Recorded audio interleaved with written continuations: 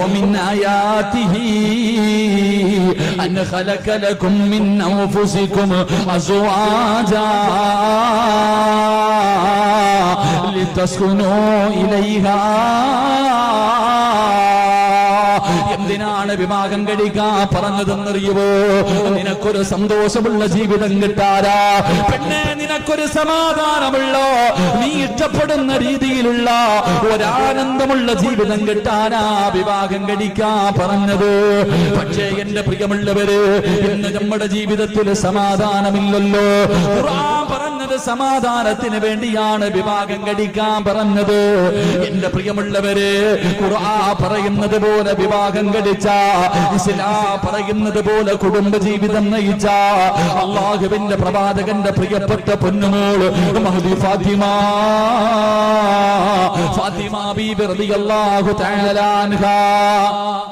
പ്രിയപ്പെട്ടവര്, അല്ലാഹുവിന്റെ പ്രവാചകന്റെ പ്രിയപ്പെട്ട പൊന്നുമോൾ റബ്ബേ അവസാനം മരണത്തോട് മല്ലടിച്ചു.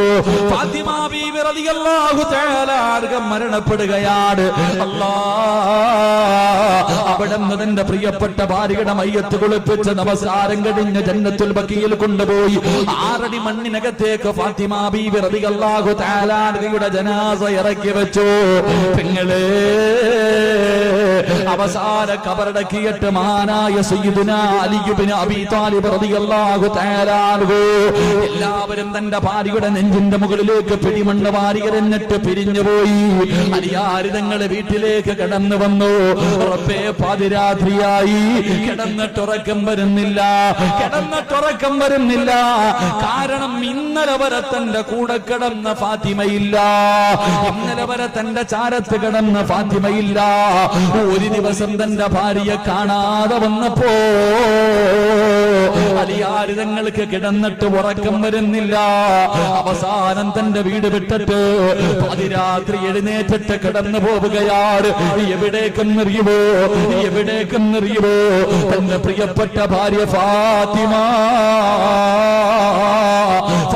ബീവി റളിയല്ലാഹു തആല അൻഹയുടെ ഖബറിന്റെ ചാരത്തേക്ക് പാതിരാത്രി വീട് വിട്ടിറങ്ങുകയാണ്.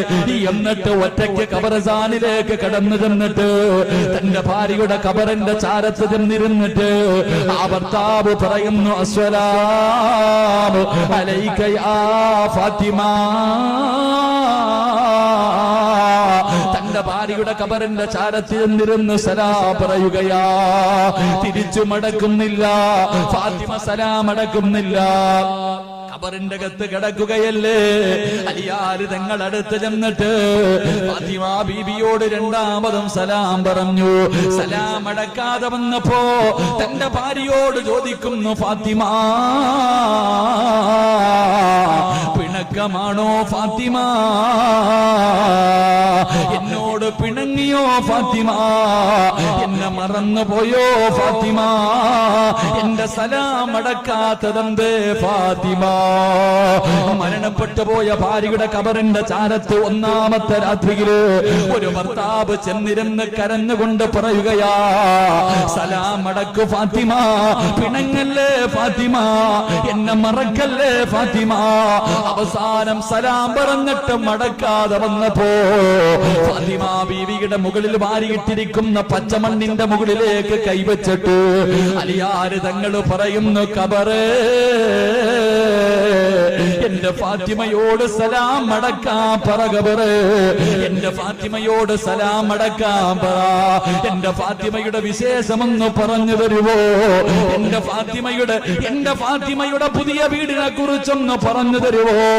വിവാഹത്തിന്റെ ഒന്നാമത്തെ രാത്രി മണിയറയ്ക്കകത്തേക്ക് കടന്നു വന്ന അലിയാർ തങ്ങളോട് ഈ മണിയറയെ കുറിച്ച് പറഞ്ഞു കൊടുത്തവളാട് ഫാത്തിമ. മണിയറയിലേക്ക് കയറി വന്ന ഭർത്താവിനോട് ഫാത്തിമ ബീബി റളിയല്ലാഹു തആല അൻഹ കരഞ്ഞുകൊണ്ട് പറയുന്നു, അലിയേ, ഇതല്ല മണിയറ. മണിയറ എവിടെയെന്നറിയുവോ? എവിടെയാണ് മണിയറയാക്കേണ്ടതെന്നറിയുവോ? ഖബറു അവ്വലു മൻസിലിൻ മിൻ മനാസിലിൽ ആഖിറ. 6 അടി മണ്ണാണ് മണിയറയാക്കേണ്ടത്. അലിയാർ തങ്ങളോട് വിവാഹത്തിന്റെ ഒന്നാമത്തെ രാത്രി മണിയറയെ കടന്നുകൊണ്ട് അതാ ഫാത്തിമ ബീബി 6 അടി മണ്ണെന്ന് പറയുന്ന കബറിന്റെ അവസ്ഥയെ കുറിച്ച് അവിടെയാണ് മണിയറയാക്കേണ്ടതെന്ന് പറഞ്ഞു കൊടുത്ത ഫാത്തിമ, ആ ഫാത്തിമയുടെ കബറിന്റെ ചാരത്തിരുന്നിട്ട് ഒരു ഭർത്താവ് ചോദിക്കുന്നു, എന്റെ ഭാര്യയുടെ വീട് എങ്ങനെയുണ്ട്, എന്റെ ഭാര്യയുടെ വിശേഷം എങ്ങനെയുണ്ട്, എന്റെ ഭാര്യയോടൊന്ന് സലാം പറയാറ്, ഒന്ന് സലാം അടക്കാ പറയുവോ കബറ് എന്നലിയാര് തങ്ങൾ പറഞ്ഞു എന്ന് ചരിത്രം പഠിപ്പിക്കുമ്പോ എന്റെ പ്രിയമുള്ളവര്, അള്ളാന്റെ ഖുർആനാ പറഞ്ഞത്, അള്ളാന്റെ ഖുർആനാ പറഞ്ഞത് ലിതസ്കുനൂ ഇലൈഹാ, വിവാഹം കഴിക്കാൻ പറഞ്ഞത് ഒരു സന്തോഷമുള്ള ജീവിതത്തിന് വേണ്ടിയാണ്. ഒരു സന്തോഷമുള്ള ജീവിതം കിട്ടാൻ, ഒരു സമാധാനമുള്ള ഒരു ജീവിതം കിട്ടുന്നതിന് വേണ്ടിയാണ് വിവാഹം കഴിക്കാൻ അള്ളാന്റെ ഖുർആൻ പറഞ്ഞത്.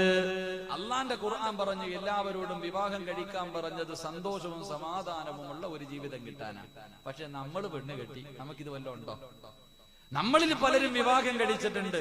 ഈ വിവാഹം കഴിച്ച നമുക്ക് ഈ വിവാഹം കഴിച്ചതിലൂടെ സന്തോഷവും സമാധാനവും കിട്ടുന്നുണ്ടോ എന്ന് ചിന്തിക്കാനുള്ള വയലാണ്